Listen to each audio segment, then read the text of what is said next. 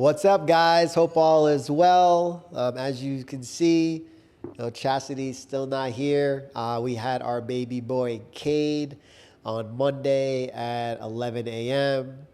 It came out absolutely perfect. Each birth has its own unique stories, and when Chastity's back, I'm sure she'll. I want to give her the opportunity to share her birthing story with you. Fully natural birth at the birthing center, but I would want her to give more information on it. But Chastity's doing amazing. She was the true queen throughout the process. Cade came out incredibly healthy and, just another blessing from God. So very thankful for our new addition. And obviously our babies, Kaya and Kobe, are in love with their brother, and just a beautiful, beautiful thing to see. Thanks for being here today, and let's get going. Well, the root of anxiety comes from not being comfortable in the unknown, right? It's a consistent theme of feeling like I need to be in control of my life, and the moment that I'm not in control, I am anxious. But I think it's very important for us to understand that when have we ever had control?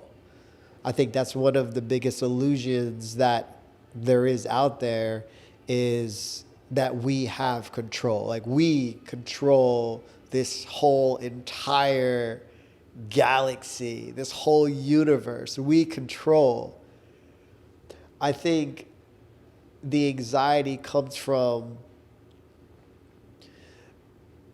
the fear of what's next that I'm not prepared for.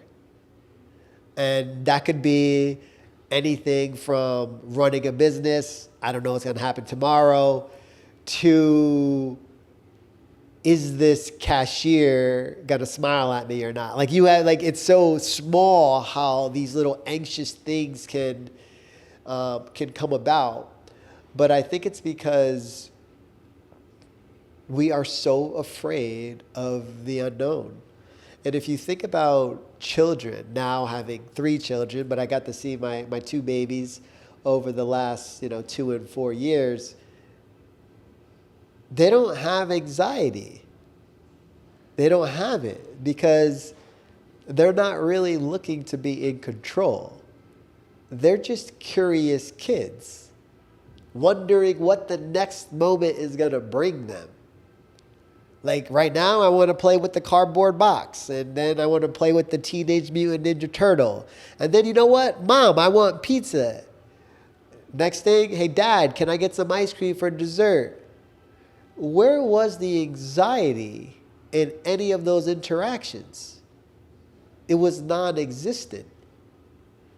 Now, let's talk about growing up, though. As my son, who's now 4 years old, is around school, he's at school, and he's around other kids. And even now we have to talk to him in a different manner to some degree. He's in a place now where he acknowledges when he does something. It could be he's being a good boy or a bad boy, right?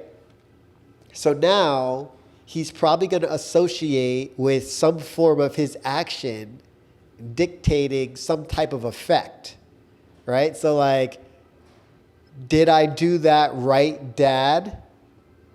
Did I do that wrong, Dad? Now, if a parent overemphasizes good, bad, wrong, not being a good boy, all these different things, that's what leads to me, anxiety. Because the child is no longer acting out of pure curiosity and being present in the moment. The child is now somewhat associating an action with a specific outcome. And whether that outcome is accepted or rejected. There is no tomorrow ever. It's all an illusion, right? If you really think about it, even tomorrow, which is what, Friday? So tomorrow's Friday. When that time comes, it'll be the present moment, right? So there is no tomorrow and there was no yesterday. It's all right here and right now. But if you live in the present moment, there is no thought. So you're just living. So you're 100% right. It's anxiety is not possible in the present moment. It's only possible when thinking. If you're not thinking, you can't be anxious. It's only thinking that creates anxiety.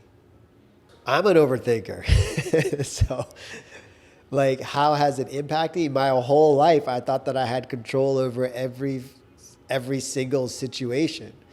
And so I thought I made a right decision. I made a wrong decision. I was scared to make a decision because that could be the wrong decision or the right decision.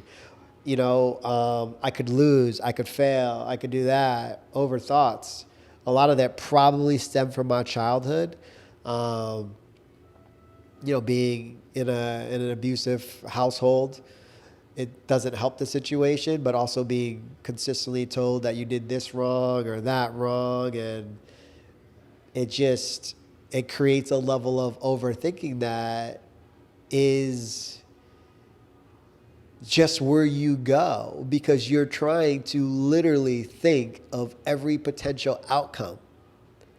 And there's not enough data available in any one of the decisions we've ever made, right? Like there's not enough data available ever for us to decide whether that was the right decision or the wrong decision. Even people who make the right decision, they think their ego is the reason why they made the right decision, but they can't trace that. They can't trace that and say, because when they made the wrong decision, they also think their ego made the wrong decision. But I just think that decisions happen for whatever reason, and lessons and blessings are learned from those decisions. And that's life. And somewhat, when you start to think that way, overthinking starts to slow down. When you acknowledge that you will never have enough data, because data is infinite. So at what data point are you finally going to think, I made the right decision? Or you know what, I'm not going to make this decision. It's infinite. You could keep circling back around. Then at one moment you make the decision, typically from your gut, deciding what to do. And then you kind of got to roll the dice and say, was that a lesson or a blessing? And whatever the outcome is, you live with. If you can look at it that way.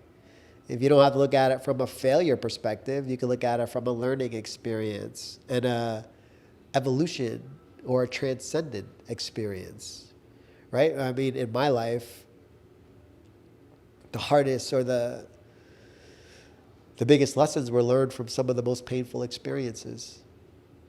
When I was riding high, there wasn't that many lessons learned. It was just more comfort. So overthinking in itself, I believe, is one of the biggest addictions that's unknown. Like people think they're supposed to be thinking. And I think I might have told you this before. Do you know why people love exercise? Because there's a moment in time when they are absolutely not thinking. They are completely present. Why do you think people like basketball? You're dribbling back and forth. You're watching the game. You're not thinking about life at all. You're thinking about scoring those 2 points. And where you're in the present moment to the T. Now imagine somebody who's an overthinker. Imagine for an hour they're playing a basketball game and they didn't think at all. That's powerful. That's medicine. That's like straight medicine for you, medicine for your soul. But you don't know that unless you're aware that, wow, I'm always thinking, but during this activity, I'm not thinking. So if you can find activities that your thinking stops and you're able to be aware of the differences, that's huge. Because otherwise, people resort to other things to not think.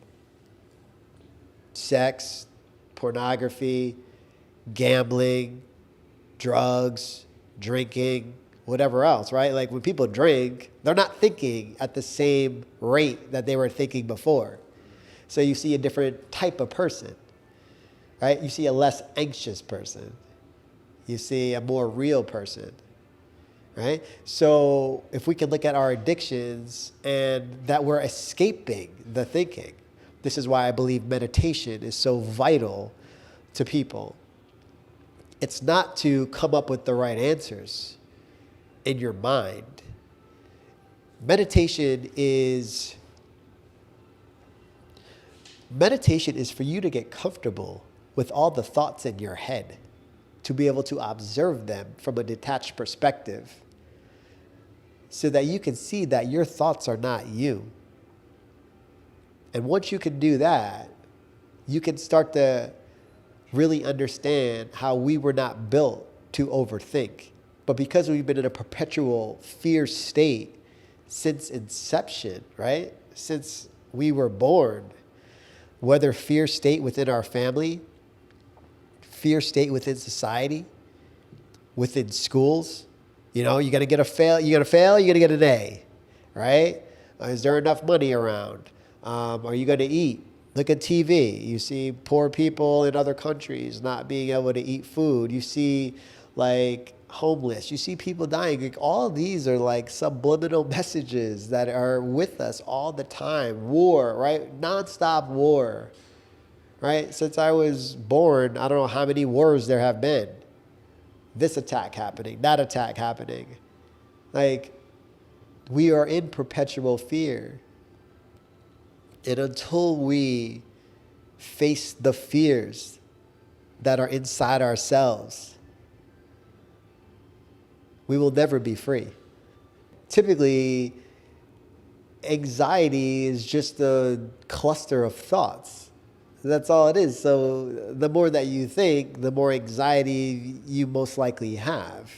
And it can be about anything. Imagine the person who's, has anxiety about death.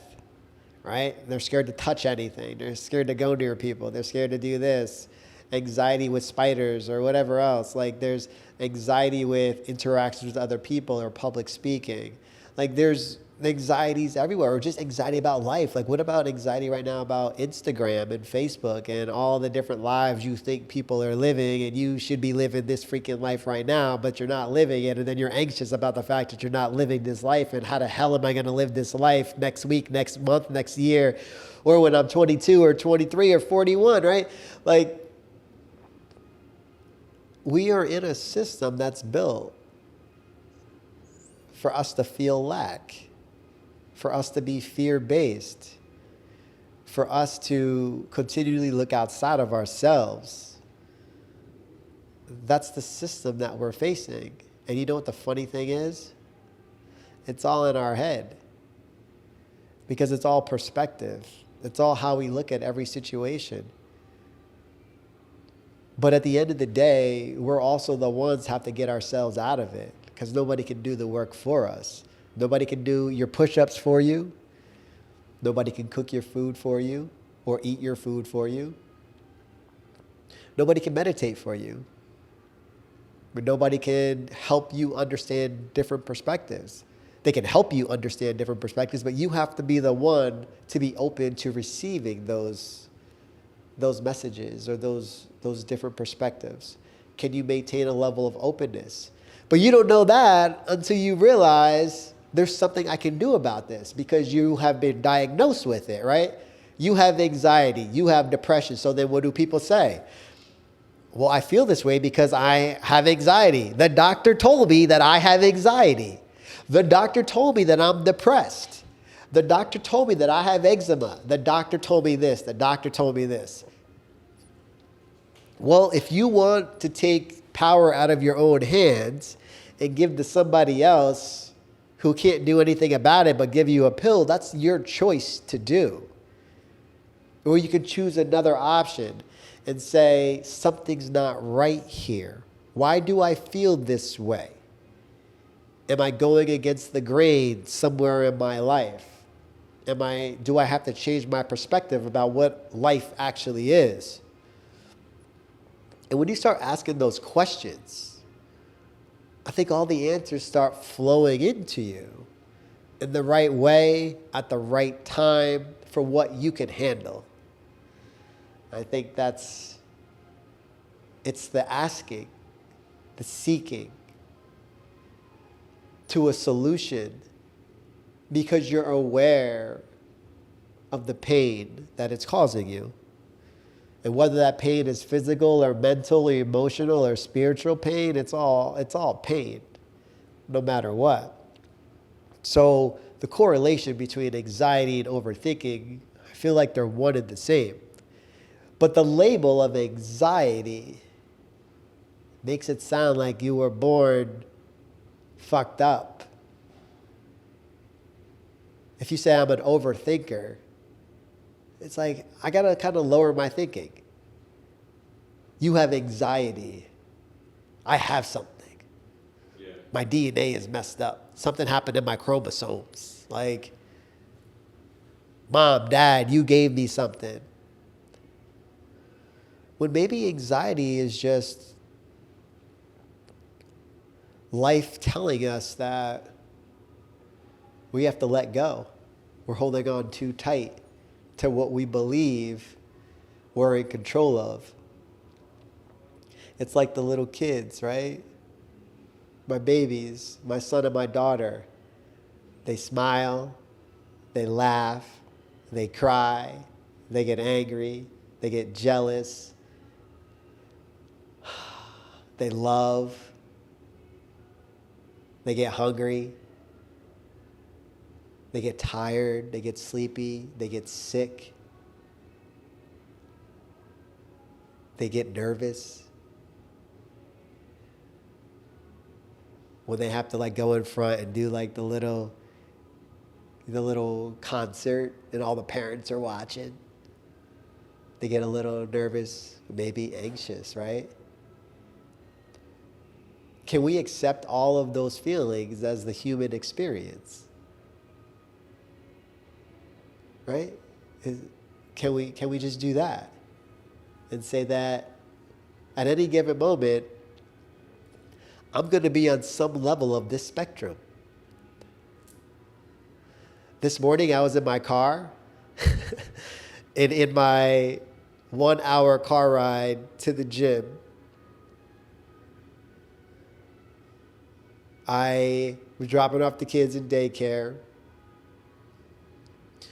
From the beginning, I was listening to like a podcast while they were in, or a YouTube video, kind of philosophical one. And then my daughter asked me to put on Spider-Man song called Danger. And that's running, that's hitting the beats, and it's firing me up. And I'm driving a little quicker. And then from there, I put on a couple of older songs that I liked about 15 years ago that just motivate me, like All the Above by Mano. I was playing Soulja Boy. Who else was I playing? This Kid Ink song called I Want It All. Just these songs, and I was like out of my mind, just like feeling so motivated and let's go. And then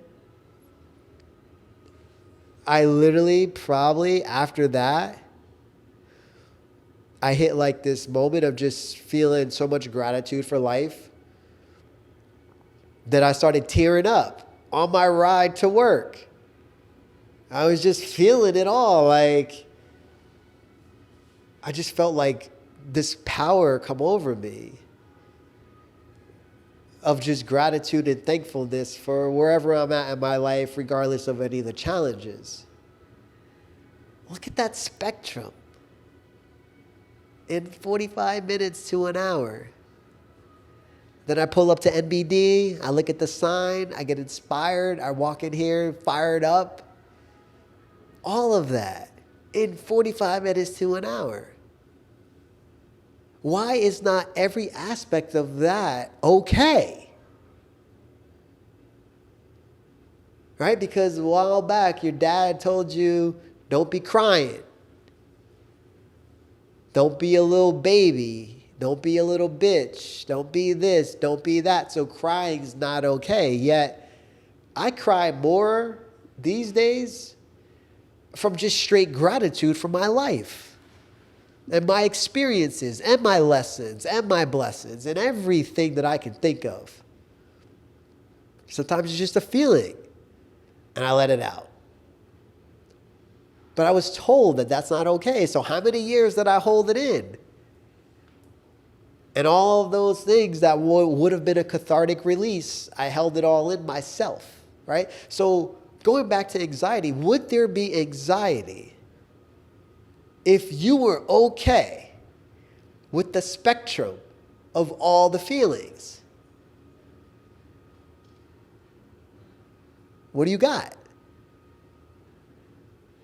If you didn't feel that this feeling is wrong and you just felt it, so why are we getting diagnoses for anxiety and depression and people are being put on medications? Because they want to put you in a box and they want to say you should only be feeling this way. And if you don't feel this way, you are broken. Because that takes your power away and that makes you a victim. You're in victimhood. Victimhood can't get you fucking nowhere. It never will get you anywhere. And that's what the system wants. For us to be in victimhood. Poor me, this happened to me. Can you please give me a little something? Hey doc, can you give me another pill? Hey doc, I'm sick. I'm in pain right now. Can you give me some medicine? I need that Tylenol. I need that Advil. I need that liquor to get away from my stuff. I need that porn, man, to get a quick release. We're running away because we've been told that that spectrum is wrong. If you embrace the spectrum as a brief moment in time, a brief experience in time, that is going to be a fleeting experience anyway. You cry for 60 seconds, maybe 30 seconds, maybe 2 minutes, and it's gone. It's the identification with your reasoning about what crying means that lingers, while the crying and everything else is already gone. In terms of tips for anxiety, it's the number one is to no longer label it, regardless of what somebody told you. The more that you label that, the more you're labeling yourself. The more you're giving away your power. The truth is, nobody knows what anxiety is. It's just a feeling. Going back to the example of eczema, right? Is it environmental allergens? Is it a gut issue? Is it food allergies? Is it something wrong with one of your organs? Is something wrong with your skin? Is there a thyroid issue? No, they call it eczema because they don't often get to the root cause of the problem. So anxiety, stop labeling it number one. Because then you empower yourself to start to become okay with it. Number two, focus on when you do feel anxious, why you're feeling anxious. What is the trigger of the anxiety? For instance, I'm about to go out somewhere and I'm nervous about or anxious about seeing other people.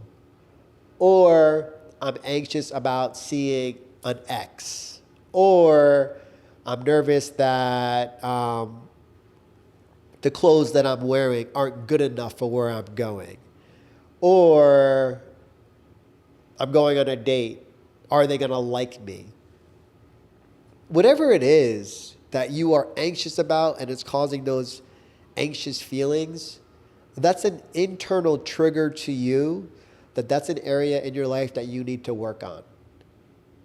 For instance, going on a date and wondering whether they like you or not, as if you can do something in the short term that's going to make you like them better, only for in the future for them not to like you anymore because you weren't your real authentic self to begin with, right?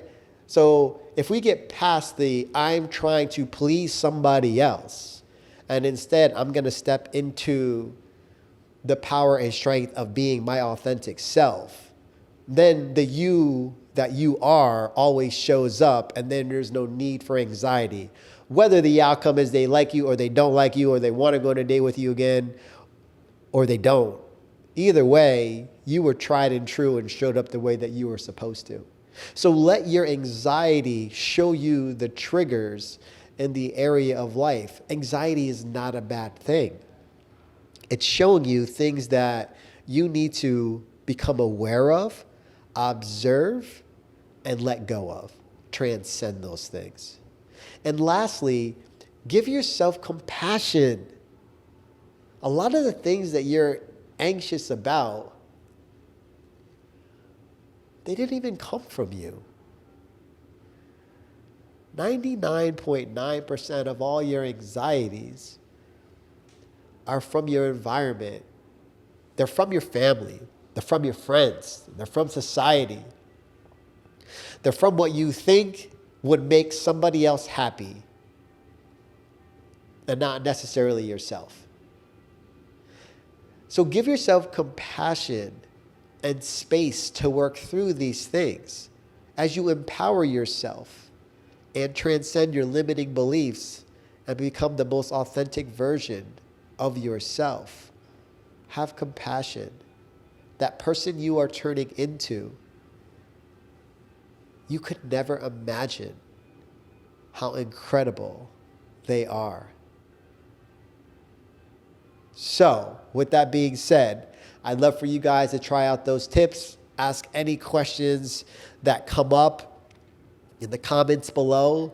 Please list anything, any of your experiences, where any of this information might have resonated with you. And once again, thank you guys for following us on the Breaking Chains podcast. And together, we are on a mission to empower each other. So any of this information that works for you, please share with a friend or family member so that we can honestly all have the opportunity of living our best life.